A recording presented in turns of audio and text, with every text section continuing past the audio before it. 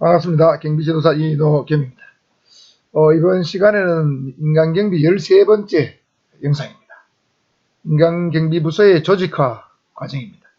이 조직화 과정은 민간경비의 실시 과정 중에서 세 번째 단계의 단계입니다. 진개조 실행이라고 그랬죠. 경비진단, 경비계획 수립, 그 다음에 경비부서의 조직화 세 번째 단계를 살펴보겠습니다.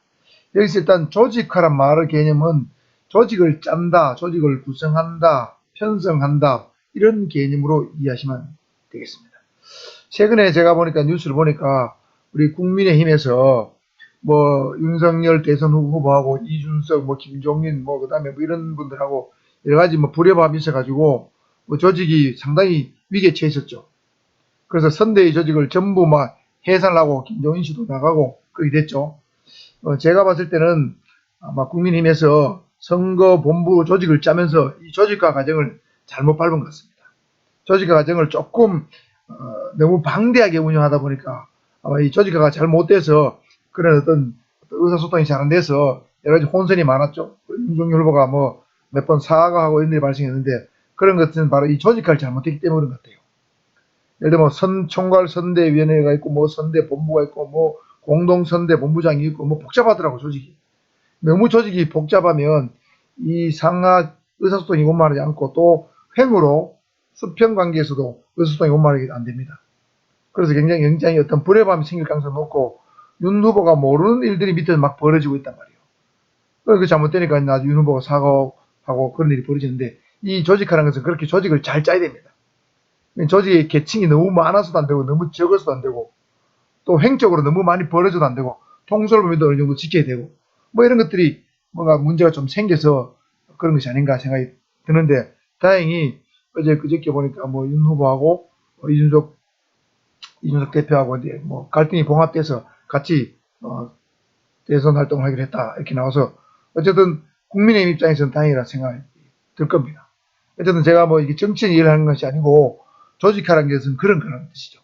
계층을 잘 짜고 적절한 통솔 범위를 잘 유지시켜주면서 명령 통일의 원리가 잘 지켜져야 됩니다. 조직을 짤 때. 이번 같은 경우도 보니까 이준석 후보하고 조수진 국민의힘 대표 최고위원하고 무슨 갈등이 있었죠. 나는 윤 후보의 말만 듣겠다. 이렇게 하면 이게 명령 통일의 원리가 당대표 말을 들어야 되느냐 윤 후보 말을 들어야 되느냐 윤 후보와 이준석의 관계는 어떤 거냐 이런 것들이 정립이 잘 안 돼 있는 것 같아요. 그리고 명령 통일의 원리가 안 지키다 보니까 혼선이 온 게 아니냐 이런 생각이 들어서 참 안타까웠습니다. 그 다음에 어떤 전문화의 원리와 조정 통합 원리 이 5가지 원리가 공조직에도 적용되고 민간 경비 조직에도 그대로 적용됩니다. 조직을 짤 때는 이 5가지 원리를 잘 고려해서 이 5가지 원리가 조화를 이루는 선에서 조직을 편성하고 운영을 해야 된다 이런 뜻입니다. 이게 바로 경비부서의 조직화 과정입니다. 그래서 이 5가지 원리에 대해서 한번 세부적으로 살펴보도록 하겠습니다. 먼저 계층제 원리입니다. 계층제라는 것은 조직을 피라미드 형태로 짜는 걸 말하죠. 이런 식으로 짜는 걸 말합니다.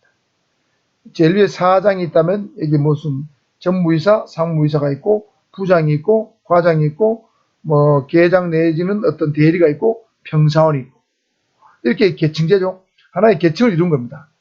계층의 숫자는 많을 수도 있고 적을 수도 있습니다. 그리고 이 계층이라는 것은 직무를 또는 직책을 권한과 책임의 정도에 따라서 등급한 겁니다. 그러니까 사장은 권한도 크고 책임도 크죠. 사장에서 밑으로 내려오면 권한도 조금 줄고 책임도 조금 줍니다. 그래서 쭉 밑에 내려서 마지막 평상을 되면 권한도 가장 작고 책임도 가장 작게 됩니다. 그러니까 이 사장이라는 직무 또는 직책, 부장 또는 과장, 대리 이런 사람들은 전부 직이나 직책이나 직무죠.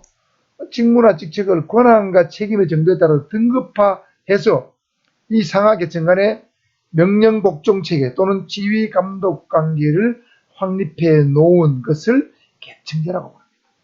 이 영어로는 하이어라키라고 부르죠. 계층제라고 불러요.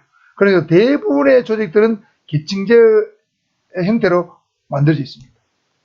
물론 계층제가 아닌 경우도 들어있죠. 연구원 조직들 이런 사람들 계층제가 아니죠. 대학의 교수 조직들은 계층제가 아니죠. 교수는 다 평등하죠. 상하관계, 지휘명령 감독관계가 아니죠. 그래서 그런 특수한 경우를 제외하고는 모든 거의 대부분 조직은 계층제 원리가 가장 중요합니다. 그래서 개념 잘 알아두시고요. 그럼 이 계층제가 왜 필요하냐? 그 필요성은 한 사람이 유효적절하게 통솔할 수 있는 부하의 숫자에 한계가 있기 때문입니다.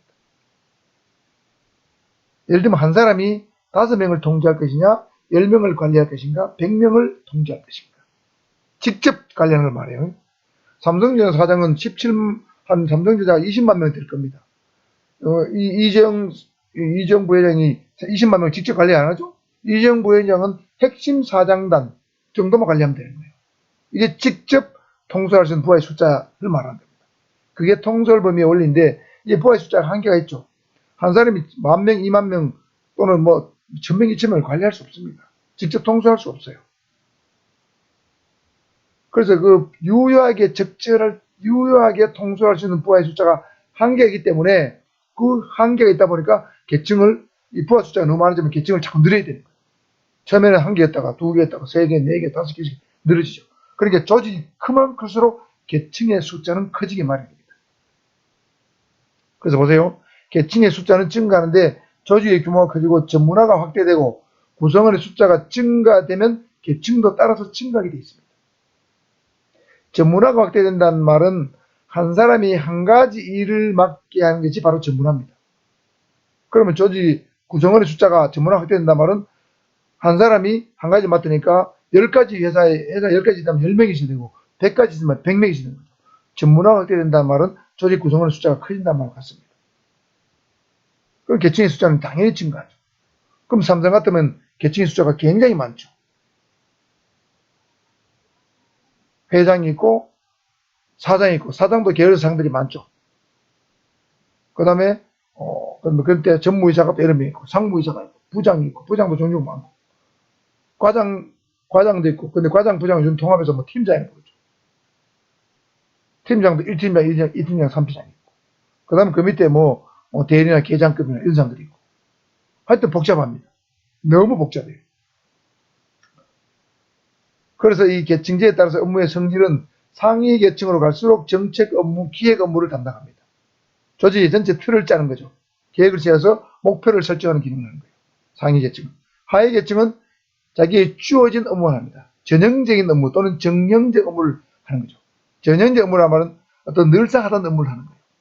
새로운 업무를 발굴해내는 것은 정책부서나 기획부서의 일입니다. 정책부서나 기획부서에서 새로운 일을 발굴해내면 밑에 하위 계층은 그 시킨 일을 하면 되는 거예요. 집행공하면 되는 거죠. 네 영업해야 그럼 영업하면 되는 거예요. 삼성전자에서 다음 제품을 뭘 만들어낼 것인가. 이거는 하위 계층이 할 수 없는 거죠. 정책부서나 기획부서에 있는 상위 계층에 있는 사람들이 해야 될 일입니다. 다음 먹거리는 뭘 해야 될 것인가. 다음 휴대폰은 어떤 휴대폰을 만들어낼 것인가. 이런 걸 연구를 하는 것은 상위 계층이 해야 될 일이죠.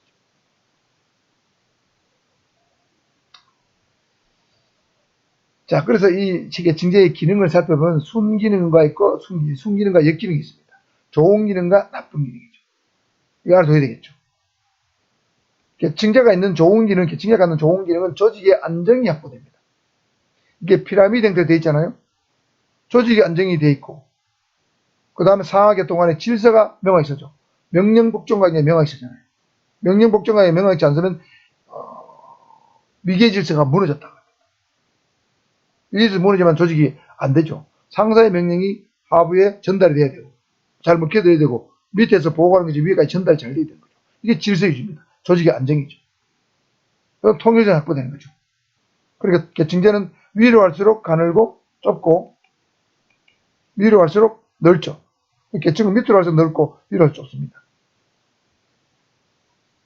이 조직의 안정성이죠. 통일성이죠. 조직이 이렇게 깎골되어 있다. 역삼각형이다. 불안정합니다. 상층부가 상위층이 많고 부하 직원이 몇 명 안 된다. 이거 이상한 조직이죠. 그 다음 권한과 책임을 명확히 하게 됩니다. 자, 왜 계층제가 권한과 책임의 정도에 따라 등급한 걸 한 거니까 사장은 권한과 책임, 부장은 권한과 책임, 과장은 권한과 책임 명확합니다. 그래서 그 권한과 책임을 명확히 함으로써 업무의 능률성과 권한과 책임의 명확성을 보장하는 거죠. 자기가 책임질 분야가 딱 명확하게 나와 있는 거예요.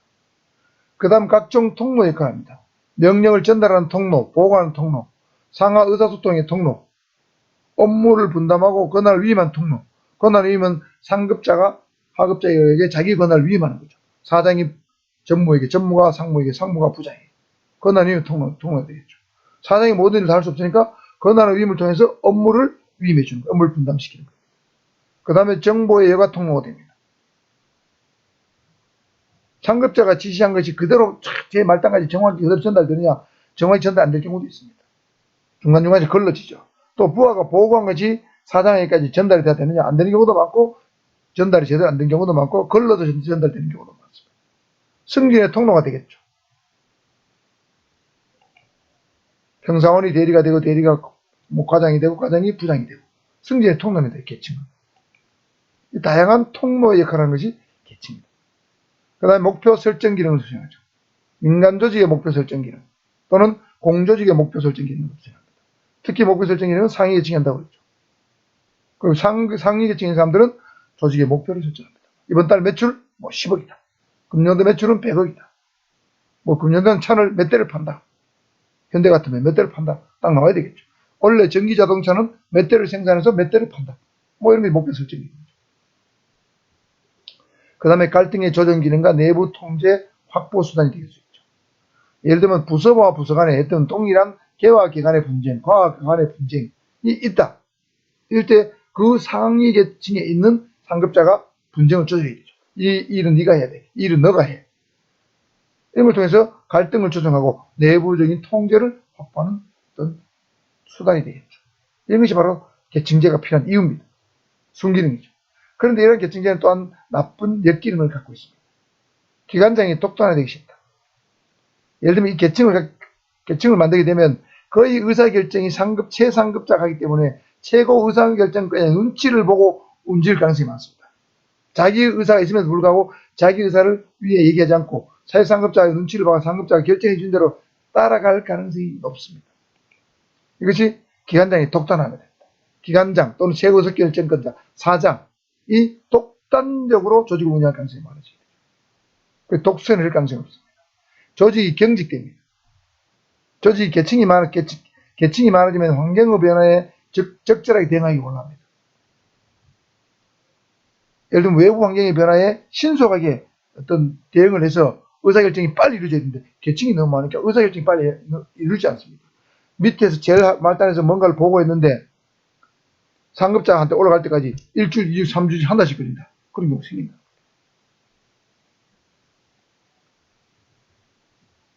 여러분, 이라크 전쟁, 사막의 폭풍 이라크 전쟁할 때 후세인이 전쟁 명령을 하다는데 부하에게 전달될 때까지 몇 달이 걸렸다는 거예요. 전쟁 못하는 거죠.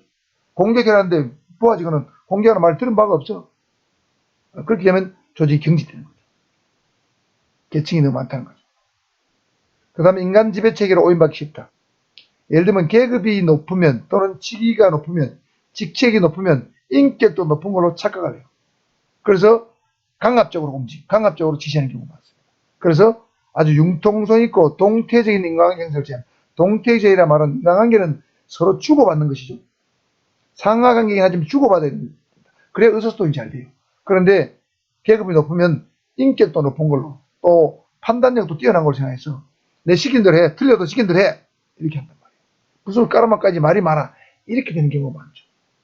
그래서 적절한 융통성 있는 인간관계 형성을 저해합니다. 계급이 결국은 인간을 지배하는 것처럼 되기 쉽다는 거죠. 그 다음 의사소통이 왜곡된다고 설명했습니다. 계층이 많을수록 의사소통이 장애가 됩니다.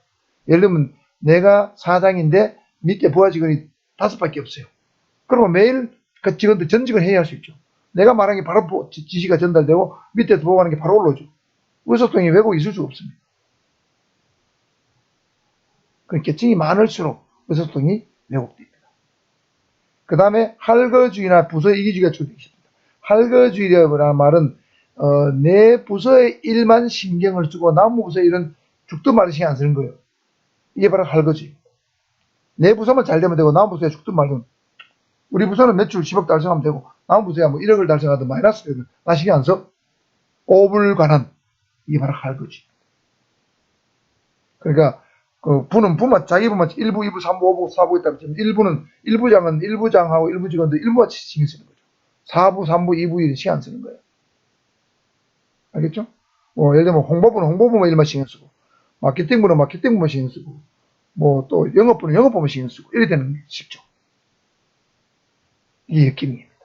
그래서 이 숙기능과 기능을 섞어서 시험 문제 내기 쉬우니까 숙기능과 기능을 잘 구분해 두시기 바랍니다. 다음은 통솔범위의 원리입니다.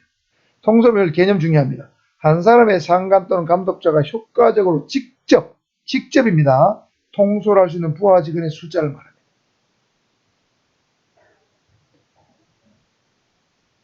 그래서 이 통솔범위는 4 내지 5명 정도가 가장 이상적이고 최대는 10명에서 12명까지 가능하다고 합니다. 원래 이 통솔범위의 원리는 군에서 나왔습니다. 군에 여러분 분대 전투를 하게 되면 분대장이 있고 분대원이 있죠. 분대 돌격 앞으로 했을 때 분대원을 중심으로 좌측에 보통 4명, 우측에 4명 정도가 있습니다. 그럼 분대원의 손짓이나 육성 명령이 저 끝에까지 있는 분대원들한테 들려야 됩니다. 그게 이제 통솔 범위입니다. 그래서 군의 일부 기본적인 분대 단위는 9명입니다. 여기서 나온 거예요. 그래서 행정 조직에는 또는 민간 조직에는 4, 5명 정도가 적당하고 내가 직접 관리하는 부하, 내가 계장이면 내 계장 밑에 4명, 5명씩 하고 많아도 12명을 넘어서는 안 된다는 거죠. 그 이유는 바로 인간의 주의력 또는 통솔력 또는 감시 능력에 한계가 있기 때문이죠. 자, 4, 5인, 10인 알아두시고 통솔 범위를 결정한 요인이 중요합니다. 시험 잘 나옵니다. 계층의 숫자가 많을수록 통솔 범위 당연히 줄어듭니다. 당연히 줄어들죠. 예를 들면 내가 아파트 관리 소장이다. 그럼 내 밑에 직원이 뭐 10명 있다. 계층이 한 개밖에 없어요. 과장 하나 있고, 총무과장 하나 있고, 사장, 총무과장, 평직원. 그러면 이건 뭐 통솔 범위가 팍 넓어지는 거죠. 내가 다 할 수 있어요. 과장하고 직원까지 10명 다 통솔할 수 있죠. 그런데 내 밑에 직원이 100명이다. 그럼 계층을 여러 개 만들어야 돼요. 그럼 통솔 범위 줄어듭니다. 그 다음에 시간적으로 보면 신설 조직이나 발전적 사업을 다루는 조직에 비해서 오래된 조직이나 안정된 조직이 상관이 많은 부하를 당연히 통솔할 수 있기 때문에 통솔 범위가 넓어집니다. 신설된 조직은 내가 오면 그 사람을 파악하기도 힘들어요. 그 사람의 고향이 뭔지, 이름이 뭔지, 어떤 성격인지 모르잖아요. 힘듭니다. 그래서 오래된 조직, 신설된 조직보다 오래된 조직, 안정된 조직에서 역시 통솔 범위가 넓어집니다.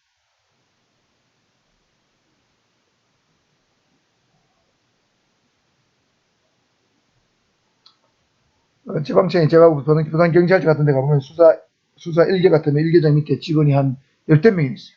근데도 다 통솔할 수 있어요. 왜 통솔할 수 있냐? 그 이미 조직이 오래돼가지고 그 멤버를 짜여가지고 오랫동안 쭉 일을 해왔기 때문에 그 개인의 특성을 다 아는 거예요. 업무 분담도 다 알아. 그러니까 통솔할 수 있어요. 15명대로. 그 다음에 공간적으로 보면 지리적으로 분산된 조직보다 밀집된 조직에서 통솔 범위가 넓어집니다. 여러분 보세요. 내 턱 밑에 내가 직원을 매일 보고 있으면 직접 통솔할 수 있잖아요. 근데 직원이 영업직이라 해가지고 한 명은 저 A동, 한 명은 B동, 한 명은 C동 하고 뭐 외곽지 나가 있다. 그럼 통솔하기 힘들 그 사람이 영업을 하고 있는지 뭐 술을 먹고 있는지 뭐 여자를 만나고 있는지 뭐 사우나에 들어갔는지 알 수가 없습니다. 그래서 밀집 내 턱 밑에 있어야 통솔 범위가 넓어집니다. 그 다음에 교통통신수단이 발전할수록 통솔 범위가 넓어집니다.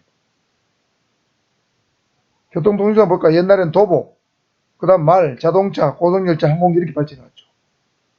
그러니까 예를 들면 조선시대 같으면 임금이 지방에 있는 관리들이 무슨 짓을 하는지 알 수가 없었어요. 확인할 길이 없어. 기껏해야 말을 타고 사람을 보내봐야 되는데 말을 타고 가는 동안에 소문 다 나버리는데 안 되는 거죠.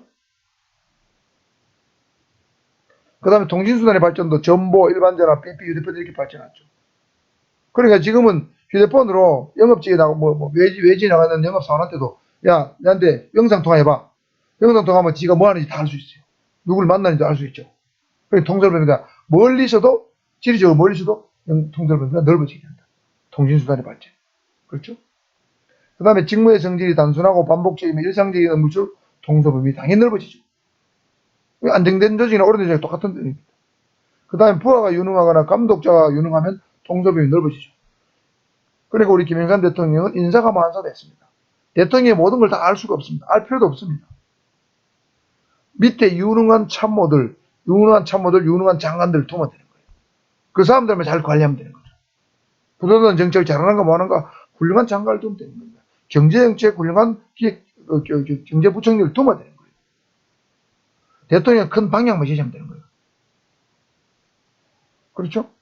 그러니까 감독자가 유능하거나 부하가 유능하면 당연히 통솔범위 넓어집니다. 그 다음에 능률적인 참모 제도와 정보관리 체제를 갖고 있으면 통솔범위 넓어집니다. 예를 들면 이게 똑같은 말이죠. 부하가 유능한 거나 능률적인 참모 제도를 갖고 있는 것 같습니다. 참모 제도는 군에서 많이 발달했죠. 사단장 밑에 무슨 참모들이 많습니다. 오랫동안 그런 조직을 만들었기 때문에 사단장이 일개 사단이 유능한 참모를 통해 가지고 전체 사단을 통제를 잘하죠. 통솔할 수 있습니다. 그 다음에 정보관리체제, 정보보고체제나 정보 수집체계가 잘 되시면 통솔범위 상당히 넓어지죠. 경찰서 같은 경우도 경찰서장의 눈과 귀가 되는 조직은 바로 정보과입니다. 정보에서 각종 정보 수집을 통해서 경찰서장의 눈과 귀를 키워주고, 그럼 누구는 어떤 일하고 누구하고 조직이 어떤 일을 하고 외부에서 어떤 일이 일어나고 있다 하는 걸 서장은 사무실 앉아가 다 알 수 있는 거예요. 통솔범위 넓어집니다. 각 부서에서 무슨 일을 하는지 알 수 있습니다. 업무의 표준화와 공식화 정도가 높을수록 통솔범위 넓어지죠. 업무를 표준화 공식한다. 매뉴얼 한다 뜻이죠. 매뉴얼 한다. 그러니까 반복적인 일상적인 업무를 만들어주는 거예요.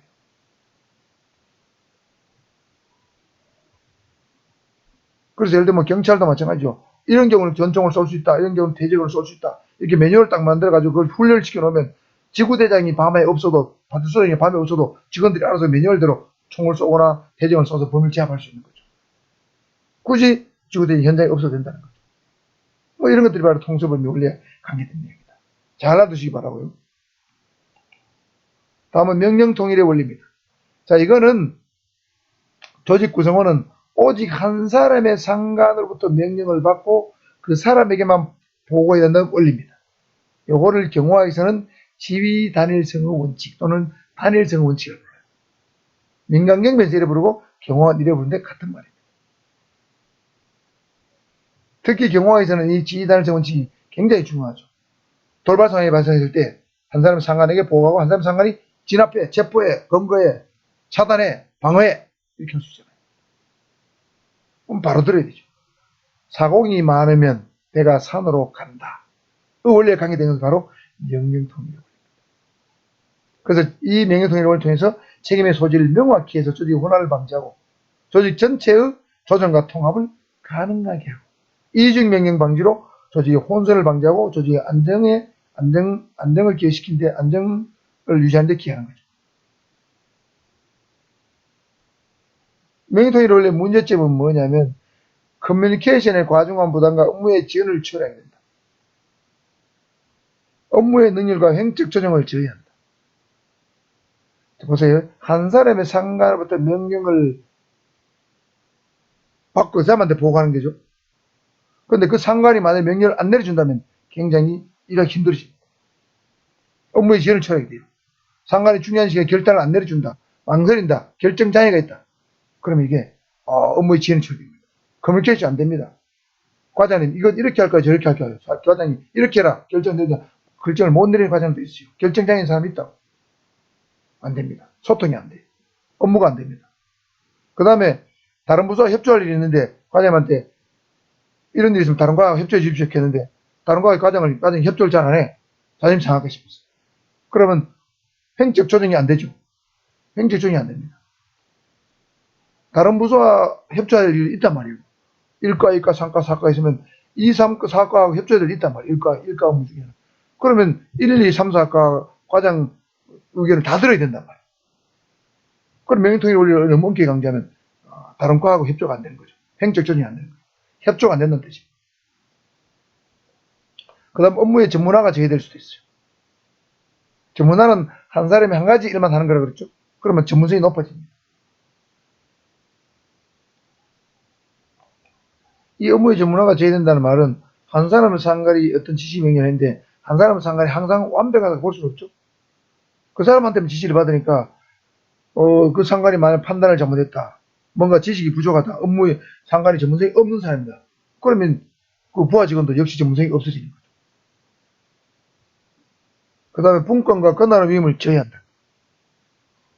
오직 그 사람한테만 명령을 받으니까 이거는 예를 들면 이 명령통일의 원리는 적절하게 권한의 위임도 이루어져야 되는데 명령통일의 원리를 너무 엄격히 강조하면 권한의 위임이 안 되는 거예요. 예를 들면 부산경찰청장이 명령권자잖아. 최우선 결정권자죠. 그 사람한테 명령을 받는다. 그럼 밑에 부하 직원들은 명령을 받기 하늘에 별따게 되는 거예요. 그래서 부산경찰청장 과장한테, 부장한테, 부장은 과장한테, 과장은 또 계장한테 권한을 자꾸 위임해줘야 돼. 그래야 되는데 명령통일의 원리를 엄격히 강조하게 되면 권한 위임이 안 되는 거죠. 분권이 안 되는 거예요. 위임도 안 되고 분권도 안 되는 거예요. 다음은 전문화의 원리입니다. 업무를 종류와 성질별로 세분해서 구성원에게 한 가지 주된 업무만을 전담시킴으로써 어떤 업무의 능률을 향상시키는 원리입니다. 한 사람한테 한 가지 주된 업무를 주는 거예요. 그럼 그 업무는 박사가 되겠죠. 이게 원래 전문화의 원리입니다. 왜 이렇게 해야 되느냐? 사람은 성격이나 관심, 능력, 기술의 차이가 있으므로 그 성격, 관심, 능력, 기술에 맞추어서 업무를 분담시켜야 되는 거죠. 잘하는 일이 있다는 거죠. 그래서 이런 성격에 맞춰서 일을 시키면 업무를 능률 수행할 수 있죠. 예를 들면 아주 꼼꼼하고 세밀한 사람은, 그런 성격의 사람은 내근 부서 업무에 좋습니다. 기획부서 업무에 적합해요. 그런데 성격이 털털하고 책상 앉아있지 못하고 돌아다니는 성격을 좋아하는 사람들은 영업직이라든지, 그죠? 형사 같은 걸 시켜야 돼요. 경찰로 말하면. 그러면 업무를 잘 수행할 수 있죠. 덜렁덜렁한 사람한테 꼼꼼한 업무를 시켜놓으면 돌아버려요. 스트레스 받아서 일 못해요. 그 다음에 사람이 습득할 수 있는 지식이나 기술에는 한계가 있죠. 네 어떤 특정이 보고 니는 한 100가지 업무를 다 해라. 돌아버리겠죠. 미쳐버립니다. 안 됩니다. 그 다음에 업무를 세분화하게 되면 업무를 습득하는데 걸리는 시간이 단축되겠죠. 한 가지 일만 시키면 그거 배우는데 뭐 여러분 아무리 어려도 일주일, 2주만 다 배우겠죠. 근데 100가지를 시키면 다 배우는데 1년이 걸릴지 2년이 걸릴지 모릅니다. 그 다음에 사람이 동시에 여러 가지 일을 할 수가 없죠. 이런 것 때문에 전문화 원리가 필요한 거예요. 그래서 현실적으로 한 사람한테 한 가지만 시키느냐, 그런 조직은 거의 없습니다. 보통 한 사람한테 2가지, 3가지, 4가지, 5가지, 뭐 많으면 10가지 정도 시킬 수도 있겠죠. 그건 조직 특징에 따라 다릅니다. 다만 회계 업무나 격리 업무는 주로 한 사람한테 한 가지 업무 시킨 게 대부분이죠. 뭐 격리 회계 업무하고 장비, 뭐 물품 구매 업무 이 정도만 시키잖아요. 그러니까 회계 업무는 굉장히 복잡하기 때문에 그런 식으로 전문화를 시켜서 한두 가지밖에 안 맡깁니다. 그 다음에 조정 통합의 원리입니다. 마지막으로. 자, 요 원리가 중요해요. 조정과 통합의 원리입니다. 이게 무슨 말이냐면 조직이 지향하는 어떤 목적이 있습니다. 공동 목적을 달성하기 위해서 하위체제 하는 건 보통 하급자, 부하들 사이에 수행되고 있는 업무가 통일성 내지 조화를 유도하는 원리라고 생각하시면 됩니다. 쉽게 말씀드리면 현대자동차에서 자동차를 한 대 만들어낸다고 가정하면 자동차는 약 2만 개 이상의 부품을 만들어졌죠. 부품 조립 누가 합니까? 하위체제에 있는 밑에 기술자들이 하죠. 기술자들 다 부품을 다 조립하는 거예요. 근데 부품 조립을 하는데 부품을 조립해가지고 완벽한 하나에 만들어지도록 하려면 중간에 관리자 또는 감독자들이 이 부품이 제대로 조립되어 있는가를 수시로 감독하고 잘못된 걸 새로 하도록 해서 만들어줘야 돼요. 이런 게 뭐가 잘못되면 리콜 현상이 발생하는 거죠. 그러니까 이 조정 통합 원리는 중간 감독자 이상에게 필요한 원리입니다. 중간 감독자, 상급 감독자, 최상위 감독자들은 조정 통합 원리를 잘 발휘해야 돼요. 밑에 직원들이 업무를 제대로 하고 있는가를 수시로 감시, 감독, 지도, 조정해야 되는 업무죠. 이 목표 달성을 하나의 통일된 목표 달성을 하기 위해서 필요한 원리입니다.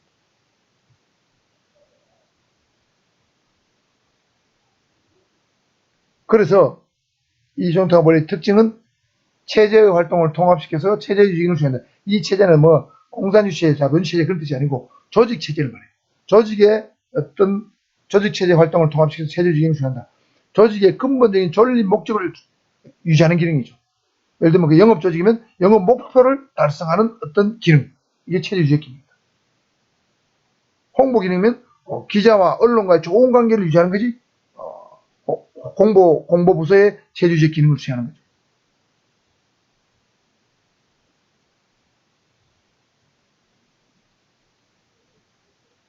예를 들면 우리 윤석열 후보가 지하철에서 인사하기 시작했죠. 새 인사도 뭐 길거리 나와 있지 않습니까? 이런 것도 대선에서 승리하기 위한 어떤 체제주의 기능의 일종이라고 봐야 되겠죠. 예를 들면 제가 생각할 때 그 해석을 붙인다면 이재명 후보가 뭐 발표하는 것도 다 그런 걸 봐야 되겠죠. 그러니까 이게 조정 통합 원리를 어떤 선거 본부에서 짜주는 거예요. 짜가지고 밑에 시키는 거죠. 그 다음에 인간적 활동을 할 수 있는 범위 내에서 조정 통합 원리를 이루어야 됩니다. 예를 들면 이 조정 통합을 하기 위해서 너무 강압적으로 하면 안 된다는 거죠. 강압적으로 하면 안 되고 인간적 활동을 할 수 있는 인간적 범위 안에서 조정 통합 원리가 이루어져야 되고, 통솔 범위는 한 사람은 상관이 효율적으로 관리해주는 사람은 숫자를 말하는 것으로 소극적인 개념. 몇 명을 관리하는 게 적합한가, 이게 통솔 범위 원리인데, 통솔 범위를 적정화하는 것은 조정 통합 수단이다. 예를 들면 조정 통합하는데 내가 중간 관리자입니다. 근데 내 밑에 부하직원을 30명을 만들어놨다. 내가 관리할 수 있는 사람이 30명이면 통솔 범위 적정 수준을 넘어섰죠. 그럼 조정 통합의 기능을 잘 못한다는 거죠. 그러니까 내 밑에 부하직원을 5명, 4명, 5명 또는 12명을 넘지 않도록 통솔 범위를 짜줘야 조정 통합이 잘 된다는 뜻입니다. 조정 통합의 원리를 잘 수행할 수 있다는 뜻이겠습니다. 이해하셨죠? 자, 그래서 5가지 민간경비부서의 조직 원리에 대해서 한번 운영 원리 살펴봤고, 그 다음에 경비부서 구성원들의 책임과 의무의 배분입니다. 구성원들의 책임, 의무의 배분. 자, 소규모 경비부서의 조직합니다. 소규모 경비부서도 역시 계층적으로 확립되도록 조직해야 된다. 즉 계층제 형태로 만들어야 된다는 거죠. 예를 들면 경비원이 20개밖에 없다. 그래도 계층을 한 2개 정도 만들어야 되고, 10명 정도 있으면 계층을 1개 정도 만들어야 되겠죠. 경비원이 100명이면 계층을 한 4개, 5개 정도 만들어야 되겠죠. 그러니까 예를 들면 소규모 경비부서도 한둘밖에 없으면 모르지만은 적어도 10명이 넘어가면 계층이 있어야 된다는 거죠. 그래야만 의무와 책임에 대해서 명확해지고, 분명한 지휘명령 계통이 생기고, 의사 전달이 명확해진다는 거죠. 말단 경비원부터 경비 지도사 또는 사장에 이르기까지. 알겠죠? 자, 계층제로 구성해야 된다는 거. 그 다음에 특수한 경비부서에 조직하는 이 특수한 경비부서가 어떤 것인지는 안 나와 있습니다. 경비부서의 조직의 유형을 제시하기가 일반 부서보다 상대적으로 어렵다. 자, 특수한 경비부서가 과연 어떤 게 있을 것인가? 예를 들면 청와대를 경비한다고 가정했을 때 경비 조직을 짤 때 일반 조직하고는 좀 더 다르게 짜야 될 겁니다. 지휘단일성 원칙 또는 명령통일의 원리가 더 명확히 지켜지도록 그렇게 해야 되고, 그 다음에 경호라는 하나의 목표 달성, 경호 대상자의 생명신체 안전을 확보한다는 절대지상의 목표를 달성하기 위해서 조정 통합 원리가 더 강하게 구현되는 형태로 조직을 짜야 된다는 거죠. 그래서 조직 유형을 제시하기가 일반 민간 부서보다는 또는 상대적으로 좀 어렵다. 이 정도 알아두시면 되겠습니다. 빨간 것이 알아두시고요. 그 다음에 경비원의 채용과 교육인데, 우선 경비원을 잘 채용하는 것도 필요하다는 건 너무 당연한 거기 때문에 설명하겠습니다. 그 다음에 채용한 경비원에 대해서 적절한 교육을 해야 된다는 거죠. 그래서 이 교육에는 신임교육과 직무교육이 있는데, 세부 교육 시간표 이런 것들은 경비업법에서 여러분 배우도록 하고, 여기서는 큰 틀에서의 전체 시간 개념, 신임교육 시간과 직무교육 시간만 살펴보고 마치도록 하겠습니다. 자, 신임교육 시간은 일반 경비원은 총 24시간이죠. 경비원을 일하기 전에 받아야 되죠. 청원경찰은 2주간 76시간입니다. 특수경비원은 88시간입니다. 그러니까 특수경비원이 신임교육 시간이 가장 많습니다. 일반 경비원 교육은 각 지방에서 다 받을 수 있고, 청원경찰 교육은 각 시도 경찰청에서 다 교육을 시행하고 있습니다. 특수경비원 교육은 거의 대부분 서울에서 서울에 있는 업체에서 하고 있습니다. 세부 시간을 살펴보면 일반 경비원은 이론교육이 4시간, 실무교육이 19시간, 기타 입교식, 수료식 평가가 1시간입니다. 4, 19, 1이죠. 청운경찰은 실무교육이 44시간 많습니다. 정신교육이 8시간 많습니다. 학술교육이 15시간이에요. 그 다음에 술가교육이라 해가지고 체포, 호신술, 기술을 요하는 거, 술가교육은 기술을 요하는 거, 호신술 6시간. 특수경비는 없죠. 그 다음에 기타 교육이 3시간입니다. 특수경비원은 이론교육이 15시간이에요. 실무교육이 69시간 많습니다. 굉장히 많습니다. 특수경비 실무교육은 뭐 테러 관련, 독방물 관련 교육, 응급처치, 분사기, 출입통제, 예절, 정보보호, 뭐 총기, 총검술, 뭐 이런 거 다 포함된 게 여기에 체포진술도 포함되어 있습니다. 이 포함해서 전부 실무교육을 넣어놨습니다. 69시간. 그 다음에 기타 교육이 4시간이에요. 자, 여기서 이게 사실은 이게 경비원하고 청원경 특성교육이 이 교육의 분류가 말이죠. 일관성이 없어요. 통일성이 안 돼 있어요. 통일성이 안 돼 있어요. 예를 들어 보세요. 특수경비원은 이론교육이 15시간이죠.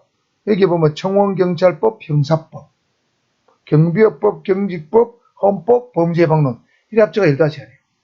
그런데 청원경찰은 학술교육 15시간, 똑같은 15시간입니다. 정경법, 형사법만 15시간이에요. 여기는 경비업법, 경기법, 헌법을 다 포함한 개념이에요. 그러니까 이게 청원경찰 교육에 경찰관 직무집행법 이거는 또 여기에 실무교육이 들어있어요. 그러니까 일관성이 없어요. 일관성이.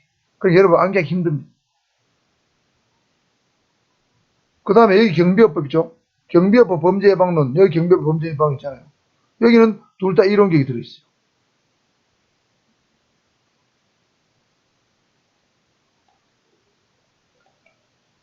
청원경찰은 범죄예방론이 없고 그냥 방범 업무라 해가지고 실무교육이 들어있어요. 그러니까 일관성이 없으니까 여기 참 힘듭니다. 그래서 이런 것들은 사실은 통일할 필요가 있어요. 그래서 이 학술교육 되는 거 있잖아요. 이 학술교육 하는 거를 여기 이론교육에 올려야 돼요. 올려야 됩니다. 그 다음에 여기 실무교육 69시간, 특수교육 69시간 안에 들어가는 호신술 같은 건 술가교육을 이것도 빼야 되고, 호신술 5시간인가 들어있습니다. 빼야 됩니다. 이리 빼야 되죠.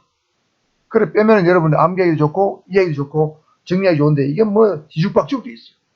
이 법을 만들 때 이런 걸 고려 안 하고 마구 만든 것 같아요. 자, 어쨌든, 자, 4, 19, 1, 24입니다. 정원경찰은 4, 4, 8, 15, 6, 3. 복잡하죠. 그 다음에 여기는 15, 6, 19, 4. 간단합니다. 청경이 가장 세분화되어 있어요. 그래서 이거, 그 교육 시간, 이거 세부적인 시간하고 다 알아두셔야 됩니다. 그 다음에 직무교육은 간단하죠. 직무교육은 매월 받는, 임용된 이후에 매월 받는 교육입니다. 일반 경비는 4시간 이상, 월, 청원경찰도 4시간 이상, 특수경비는 매월 6시간 이상 교육을 받아야 됩니다. 자, 오늘은 민간경비 실시과정 중에서 민간경비 조직 운영 원리를 중심으로 한번 살펴봤습니다. 구독과 좋아요는 제가 이 영상을 만드는데 굉장히 큰 힘이 되기 때문에 시원하게 좀 눌러주시고요. 다음 영상